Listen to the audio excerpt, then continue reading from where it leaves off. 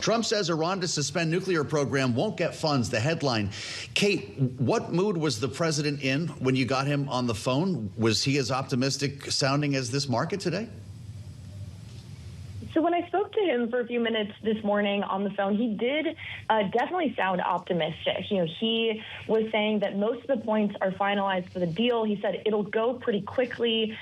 He did say that there were probably going to be talks this weekend. It definitely seemed like the president, and I think we've seen the posting that he had, the post that he had on Truth Social, definitely seemed very optimistic about a deal that could come very quickly. There are two big points that I wanted to highlight. I asked, and I tried to drill down on whether this would be an indefinite suspension of their nuclear program, or we had seen reports that perhaps the U.S.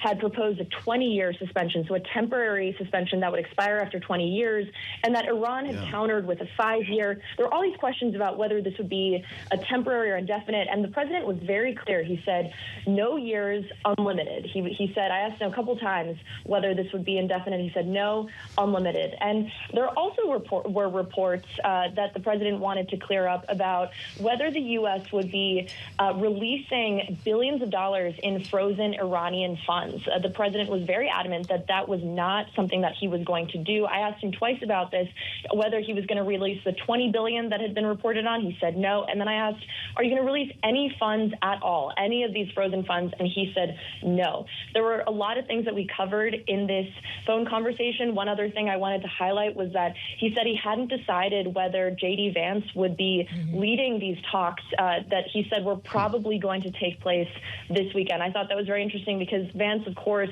led the last round of in-person talks, the first round of in-person talks that did not produce a deal.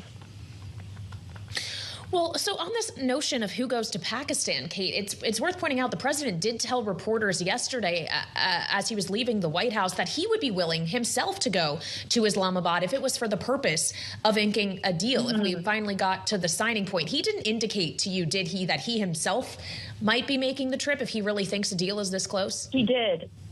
He did. Actually, I asked him if he would go to Islamabad to sign a deal, and he said, we may. And he hasn't, throughout this entire process, had a lot of positive things to say about Pakistan, the prime minister, the field marshal. He praised them during our phone conversation. He said, I have great respect for the prime minister and the field marshal. He definitely left the door open for he himself to travel to Islamabad to sign any kind of deal.